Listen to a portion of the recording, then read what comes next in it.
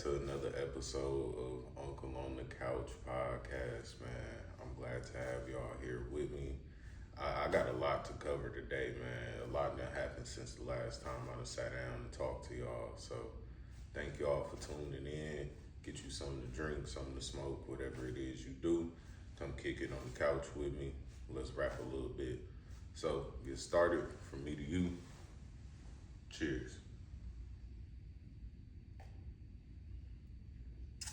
All right. You ever made a drink that you taste it and you be like, damn, who made this? That was me. All right, so made my own drink and it's strong. So I was going with the theme of it's Black History Month. I'm gonna drink dark liquor all month, whenever I have a drink, not every day, all month. But I ain't been drinking. Like I effectively kind of gave up drinking for hell. It's been at least 6 months. So dark liquor right away is rough. But yeah, I'm gonna get there. Not too bad of a drink though. But yeah, on the topic of Black History Month, man, shout out to everybody. But it's a good time to learn about our history, man. We have pioneered as a culture a lot of great things that I think people don't really give us credit for. That we don't really even know as a community and as a culture that we pioneered. Like I just saw that there was a black man that created text messaging and it was something else. So forgive me for not remembering his name. I literally just saw it before I started filming. But like that type of stuff is dope. So being able to have people share some of those stories, you come across them on social media or whether you intentionally search for that information is great, man. So great time to get up on your history, even get into the history of some of our foods and, learn some new foods, try to cook out some new foods, all that kind of stuff, man. It's dope. It's our month, celebrate us, learn about who we are, what it is that we've done, and, continue to kind of push that culture forward. Also have black babies, it's February, so 9 months from now, November, Sagittarius. So have black babies, have all the black babies, rooting for everybody that's black. But to jump into it, man, trade deadline. Everybody know I'm a diehard Bucks fan, man. So to see Giannis stay was bittersweet. It's a good thing for now, but of course we know off season come, things could change. Giannis could be like, I'm still up out of here. I think the whole thing was a hoax. Honestly, I think it was just the Bucks and Giannis working together to see what we could potentially get for him, how it will make the team better and all of that. But I truly believe, man, Giannis don't want to go nowhere. Of course, the Bucks organization don't want him to go nowhere. It wouldn't make no sense. We ain't had a star since Ray Allen, and I know, Bucks fans hear that, skip over Michael Redd. They're like, "What you doing?" Michael Redd was great. Love Michael Redd, but he wasn't, of course, a Ray Allen, nor Giannis. So I think he was a great player, great for the franchise and organization. But for our top tier stars, Giannis, Ray Allen, in recent years, that's all we've had, man. So we got to hold on to Giannis. But getting Ja for him is not the answer. I don't know how to put that more plainly. I don't think Ja fits with the team. Definitely, please keep that man out of Milwaukee. Ja Morant in Milwaukee. If you think Memphis was bad for him, please keep him out of Milwaukee. But even on the court, man, like Ja is a phenomenal player, a phenomenal talent, phenomenal athleticism, but that style with Giannis is two of the same. It's exactly the same player. Today's NBA is all about pace and space. We need people who can shoot around Giannis, man. Go get Giannis some shooters. Get him a big man that's just going to rebound the ball, kick it out to him, or can maybe step out, hit the three himself. I think Miles Turner is amazing for that role, but I think he's a bit underutilized. And of course, last but not least, I know I'm going off on a tangent because this is my team, this is my heart, but Doc Rivers, man, get him the hell out of Milwaukee, please, please. I don't know who thought that was a good idea, who thought that was a good hire. He got to go. Yeah, Doc got to go. Doc has, yeah, Doc, go on, brother. I appreciate you for all that you've done. The Celtics organization loves you. Clippers organization might love you as well. But yeah, go on, brother. Yeah, go on. Appreciate you, though. But James Harden, man. James Harden going to the Cavs. I've seen the social media stuff where everybody's saying that, of course, James Harden, Donovan Mitchell, they're going to try to get LeBron back for his final year and all of that kind of stuff. That would be dope. But I think James Harden going to that team, going to that Cavs team is great. I think a lot of what they were searching for with Lonzo Ball, Darius Garland, Donovan Mitchell, I think them as ball handlers. I think a lot of what they were searching for, James Harden naturally is. So he can take over all of what they needed to facilitate that offense, to push that pace, to create that space, to even be able to see plays break down and then be able to go get his own shot. James Harden, of course, can do all of that on his own. So I think he takes care of that role in itself. But on the flip side of that, Darius Garland going to Los Angeles, crazy move. If Kawhi can, of course, continue to play and play at the level that he's playing at, I think Darius Garland might mess around and be perennial All-Star next year with that team. Like I think that team is pretty set up well for him. His style of play, excuse me, man. The way that he moves with the ball, the way that he moves off the ball is all key. So I think him being on that team, crazy. But of course, it remains to be seen. You know, it's not something that I think as of right now that it's going to materialize right away. But I think if they keep that team together, of course, get them off season, get them some preseason games to get in formation, to get together, I think that Clippers team would be nice. Of course, big proponent of Kawhi. Keep my brother on the court, keep him healthy. But I think, of course, Kawhi at his peak is shit. He's hard to beat. The man literally can do everything. So I think that team is gonna be all right. But let me take a sip before this.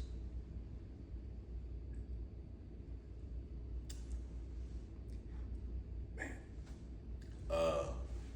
what I really need to holler at y'all about. So first off, if you see me constantly squinting and looking off, the light is super bright. I ain't got sunglasses on. I don't want people to think I got like a lazy eye or something. Look, you know, if they happen to see this or like, damn, why he always wearing shades? It's just because the light is bright. I'm not used to light. I'm not big on light, period, and then having to look right at it to convey my message. It's a lot. It takes some getting used to.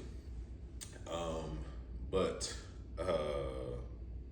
J. Cole, Jermaine, Cole, man, hey,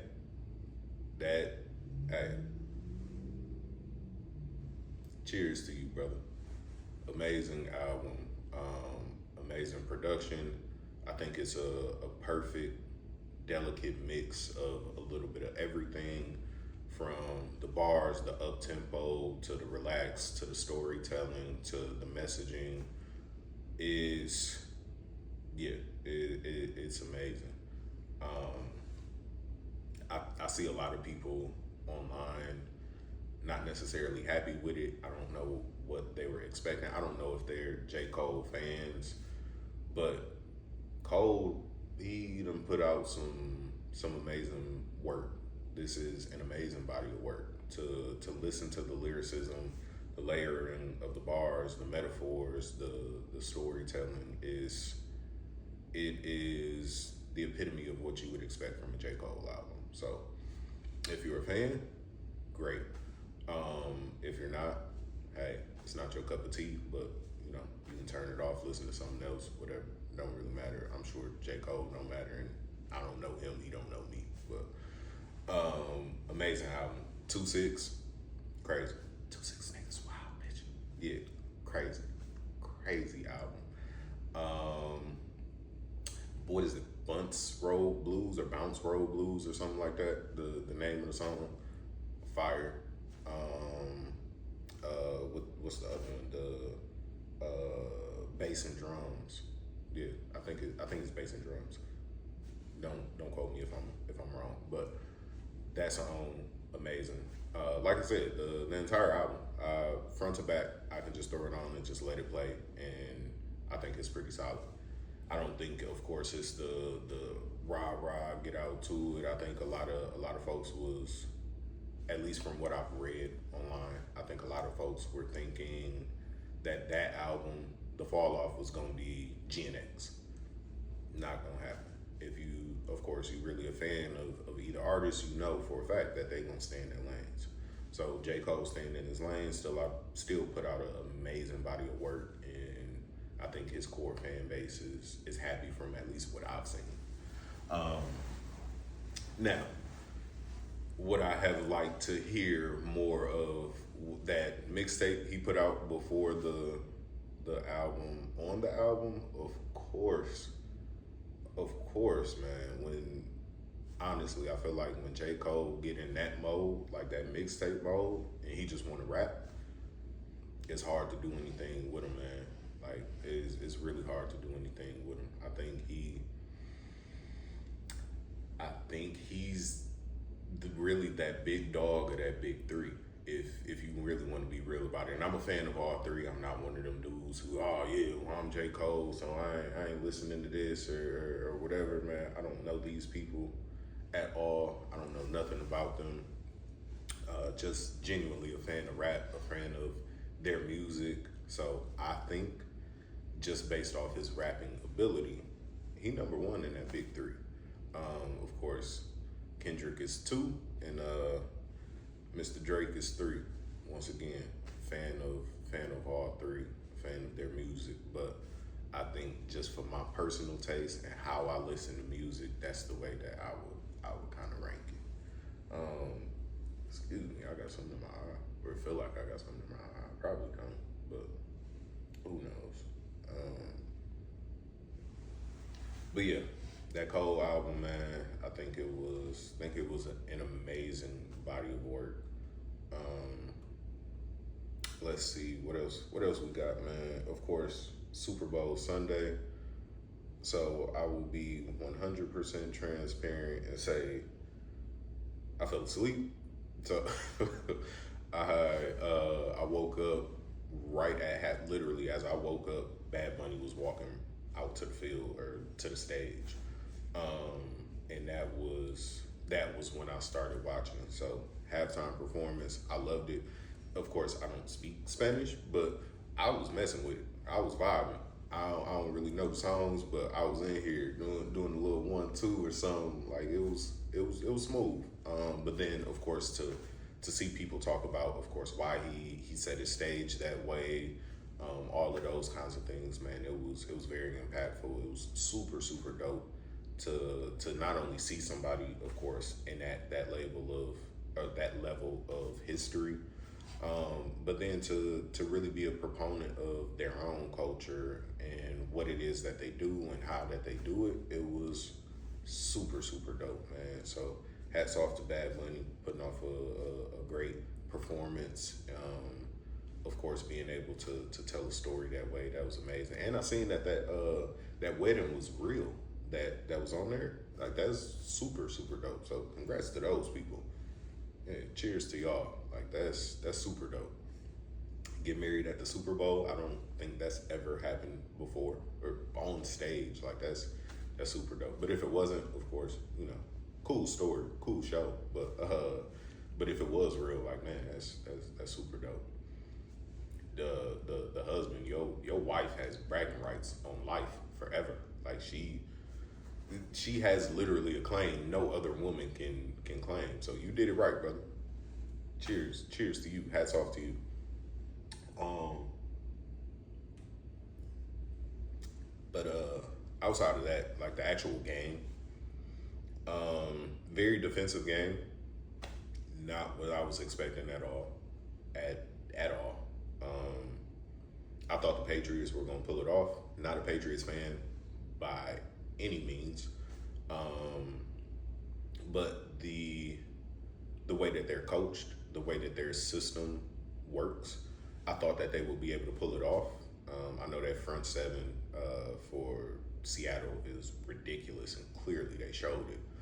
But I think that I thought that the Seahawks would get out coached. So seeing what the Seahawks were able to come out and do, like that was crazy. Great game, very very great defensive game. Sam Darnold was game manager of the year. He, of course, he didn't have a performance that just jumped off the pages at you or nothing like that, but still to be able to manage a game on that level, keep the turnovers down, keep the ball moving, to be able to make the correct reads when he needed to make a throw. That shit is hard, man. That shit is hard. So for him to be able to do it, and that team to put it together, man, that is crazy. So congrats to Seattle, man. Like great championship. All in all, of course, I think it's a monumental win across the board for that organization, for that team, especially against that team, considering we know the history of last time, what happened, when they played. So to kind of see those Seahawks, or that Seahawk organization, be able to get back to that level, and then pull it off, like that's super dope, man. So happy to see that.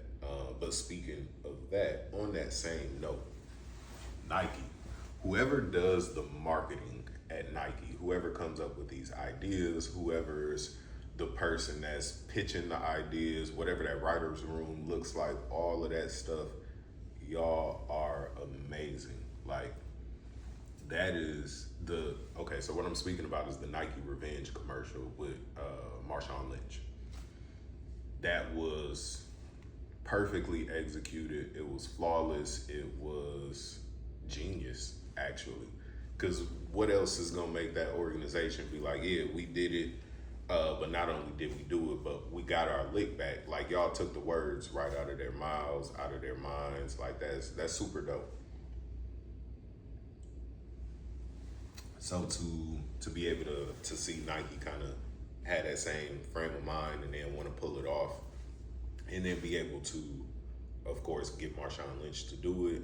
Huge fan of Marshawn Lynch, man. So like that was super dope for me. And I'm not the biggest Seahawks fan by no means. Like the organization, big fan of, like I said, that team that they had, the Legion of Boom and Russell Wilson and Marshawn Lynch. But to see Nike be like, yeah, we got y'all. We already know. Like that was super dope, man. Like recent marketing, I think for a lot of things, is so relatable in that way, to where those people kind of see some of those things, they put it together, they throw it on screen, and then they execute it flawlessly. Like that's pretty cool. I guess I'm like a nerd for that type of stuff. So it's been cool though. But of course, man, to really kind of see that team pull that off, and then be able to kind of knock off that Patriots organization is cool, because I'm a Patriots hater. Patriots and Leos, I'm hating all the time. But to kind of wrap that into what I was trying to get to today. To win a Super Bowl, to be able to execute winning games, any of those kinds of things, it takes discipline and it takes leadership. Like you have to have everybody firing on all cylinders, from a team's perspective. Um, but then to apply that to your everyday life, you got to do the same. You got to build that discipline. You got to build those habits. You got to practice. You got to be able to kind of segment your life according to whatever your goal is. So whatever your plateau is, break that down. How do you get to that point? How do you take those steps upward to be able to say, yeah, I started here, but this is where I'm trying to be. Excuse me. But to even make it more relatable, so um, I know y'all probably let me see me wipe my eye or just the small belch. So excuse me again, but this is real. This is just real conversation. So understand this is gonna be there. Of course, try to make it respectable and courteous and classy, but it's gonna be there. Yeah. So this real talk, but to apply that to your everyday life and to even make that example in terms of myself or my own life. With this, I know that a lot of people have asked, okay, well, why aren't you putting it on this, or why aren't you doing this, or why aren't you doing that? But I'm not at that point yet. I understand there's steps to get to what my ultimate goal is. I love to write.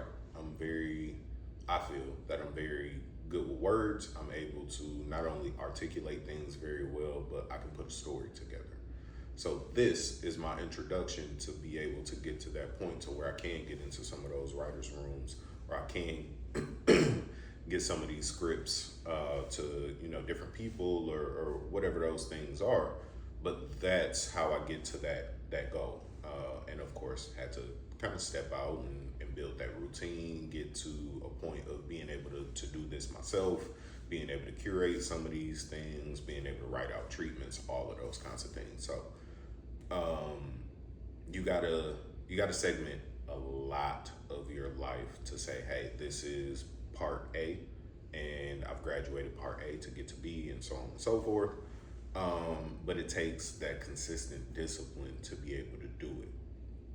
If you listen to the last episode, I talked about discipline a little bit, but that's paramount to pretty much everything it is that you do. And as a man, it's paramount to the way that you carry out your life. You really can't do anything without discipline. You can't do anything without being a leader or having that leadership in your life. You realize as a man that nobody's gonna follow the man that doesn't have discipline, that doesn't have order. Nobody's gonna listen to that man. Nobody's going to want to follow that man or have that man be that leader for that group of people or that home or that relationship or whatever it is. Nobody wants to deal with that guy that is like, oh yeah, well, he has this plan or this vision or all of these different things, but he ain't got no order to his life. There's no discipline there. There's no anything. It's just kind of a free fall for life. So you really kind of start to see as a man that those things that, of course, professional athletes or professional coaches, that they have to do as a job, those type of things need to be replicated in our everyday lives. So building those routines of, if you've listened to one of the audio episodes, I can't remember which one it was that I said it on. But for myself, I know on my off days, I wake up, I read my Bible. I'm just kind of able to go do the things that I need to do to be able to kind of knock things out. So if you're not doing a lot of those things, then you're really just kind of setting yourself up for failure as a man. So I'm gonna be real with y'all. You're gonna see the jump cut in here. So my lighting cut off. I'm sure you'll see it. You'll see the kind of fluctuation or the difference, but my lighting cut off and I had to kind of figure that out. So I'll be real with y'all. Once again, this is a real conversation. This is just time for me to sit here and kick it with y'all, man. So y'all see the jump cut. I'm sorry. I apologize. But yeah, as a man, you've really kind of got to establish those those habits, those boundaries, that routine, to build up that level of discipline and resilience within yourself. Because no matter what your goal is, you're gonna run into some type of issues. You're gonna run into some type of adversity, some type of opportunity that you'll have to overcome. And without continuing your routine or whatever it is that you're building, of course you'll end up being like, nah, this ain't really gonna work the minute that you hit that. And whether it's something that's internal, external, whatever it is, it's gonna happen. And I'll even be honest and say that I've had, some of those moments with starting this, not necessarily being confident in the content or being a person that is kind of, I would say, on the fence about carrying out my plan for what I see for my vision. So I run into some of those moments where I'm like, nah, this episode probably sounds stupid. I'm gonna scratch this, or I don't want to talk about this. This gonna start this, or all of those kinds of things. So, but sticking to my routine, my discipline, my plan, that's how I get to be able to still be able to put out the content or be able to talk to people. And once again, not even realizing that what I'm saying and some of the testimony that I've given or some of the advice that I'm giving, it truly is something that some people need. So, being able to kind of have those conversations with people where they're like, man, yeah, I saw your last episode and you said X, Y, and Z, and man, that really helped me. Or you pushed me to do X, Y, and Z, and it's really kind of helped me, man. So being able to kind of have some of that, and see the fruits of it. So not necessarily saying that all of the fruits of my discipline, my routine, my boundaries, all of those things are just fruit for me. They're fruit for other people.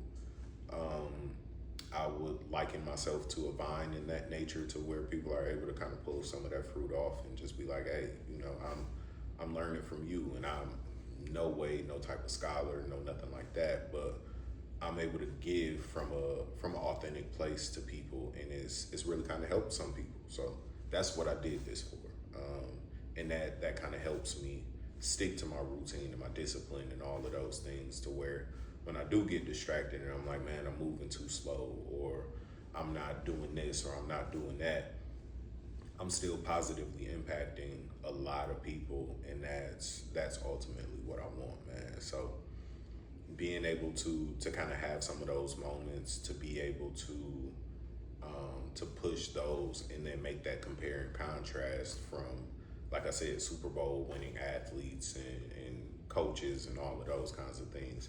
I'm no way a Super Bowl shaped athlete or a game winning coach or anything like that, but understanding that level of planning, discipline, and being able to really kind of figure out what's firing on all cylinders. Like I said, I try to liken that to my own life and figure out those similarities to kind of figure it out for myself. To be able to say, hey man, I'm slacking here, or this is my routine, but I skipped this step yesterday. What you doing? Had them check-ins with yourself to say, hey, you got to get back on track, man. Like, anybody who knows me, my family, I'm going to sleep early as ever. 8:30, 9 o'clock, I'm out. Especially if I got to work, yeah, I'm out. But that's my routine and my discipline, so that I know, yeah, I'm gonna wake up a little tired or sleepy or whatever that next day, but it's still an opportunity for me to be able to say, hey, look, this is my routine. I know I gotta have X, Y, and Z done up until this point, because this is what not only I expect of myself, but what my body expects of me. Excuse me.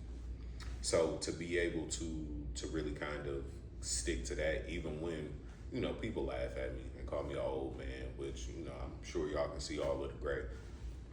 As a matter of fact, I know there is ridiculous amount of gray somewhere in here. In this region is crazy amount of gray.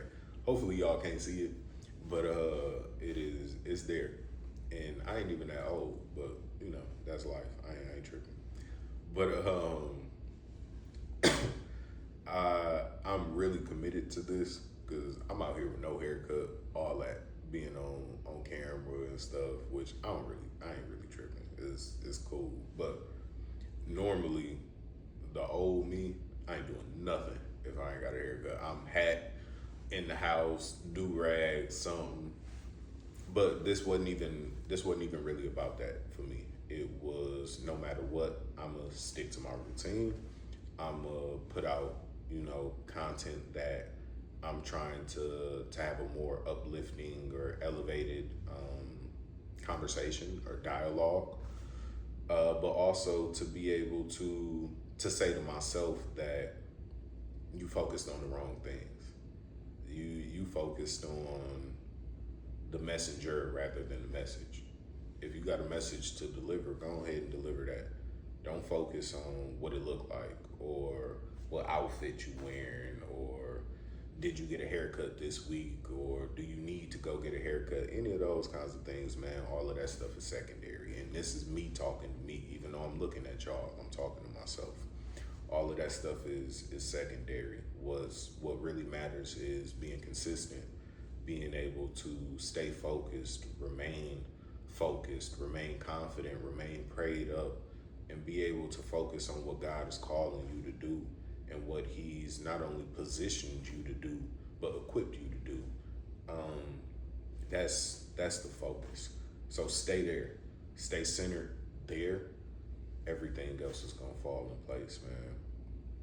But those boundaries, they build character. So understanding that, hey, I don't operate the same way that I used to, or I won't operate the same way that I used to. Those are the things that they lead you to be able to get to that mountaintop. They lead you to be able to really kind of dial yourself back in, to say, hey, look, I know. I'll make an example. I don't eat cheese, so I know a boundary of mine. I'm not gonna eat nobody's mac and cheese. It's a rule of mine. I'm not you. I can go to anybody's cookout. I can go whatever. You serve me some mac and cheese. I am not gonna eat it because I don't like cheese. I don't care who made it. I don't care none of that. I'm not gonna eat it. So having that boundary, if I was to deviate from it, then I know, hey man, what you doing? You tripping. You don't even like this. Now you doing it to appease somebody else. You doing it because somebody convinced you or tried to convince you, so you wanted them to smile or whatever. And it may be a terrible example, but still that was where I knew that, not saying that this happened in real life, but me making the example, I would say, for the sake of conversation. But in that example, I know that if I'm to try something like that, that's where it's like, I'm doing this for somebody else. I'm not doing this for myself because I know my personal boundary is that I don't care who made it. I'm not eating that. So that's where, once again, seeing that in a smaller portion of my life and then trying to expand it to everything, that's how I've gotten to the point of being able to do certain things, but then being able to kind of really stick to those boundaries and understand the character that it builds. So even relating back to that example, something like that would show me that, hey, you are able to stick to your guns no matter who it is that's asking you something. Or if it was, I know that I don't like clubs. So if somebody's like, hey, let's go to this club or let's go do this, I'm doing that because you asked. Like, I'm not doing it because I want to.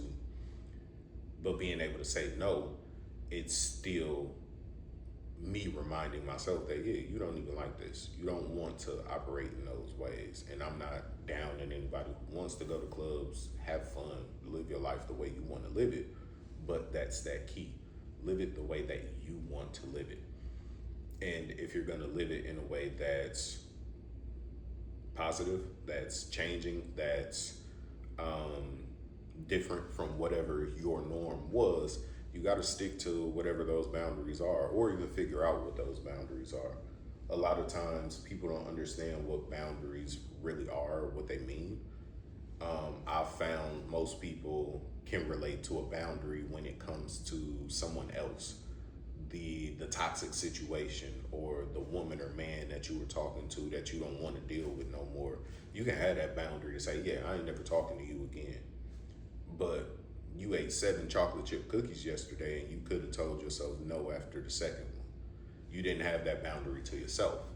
You don't understand that. I shouldn't say you don't.